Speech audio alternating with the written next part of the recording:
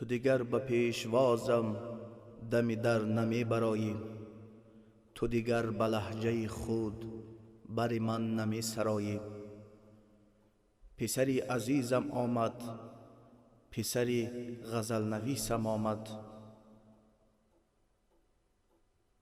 تو دیگر نمی توانی که میان پیرزنها ز من افتخار سازی به 1001 تمنا. پسری عزیزم آمد، پسری غزل نویسم آمد. تو دیگر فرار کردی به جهانی سرد و خاموش، تو دیگر نمی کشایی به نبیرگانت آغوش. که دهی دعای اقبال که ببخشی نیروی پر و بال. ز کنار خاک بودی به کنار خاک رفتی، ز دیه مزار بودی به مزار پاک رفتی. شدی یاد جاودانی به مدار بی مدار زندگانی. چو به خانه ات در آیم همه بوی درد آید، دل من به درد آید ز خروج دردهایت. شنوم فغان شبهات ز به هم فشرده لبهات.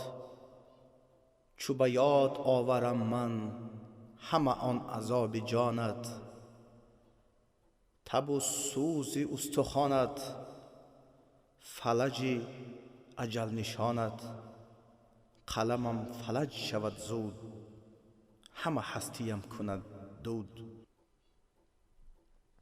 ز طواف کلبه تو دل من ز هم بریزد، به همه جهان ستیزد پسری غزل نویسد. که کجاست مادر من، که کجاست مادر دلاور من. پسری غزل نویسد اکنون غزل عذاب بگوید. غزل اگر بگوید غزلی تو را بگوید. که کجاست مادر من، که کجاست دولت سر من.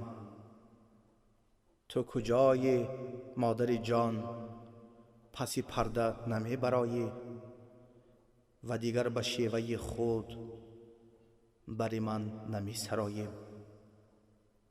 پسری عزیزم آمد، پسری غزل نویسم آمد. پسری عزیزم آمد، پسری غزل نویسم آمد.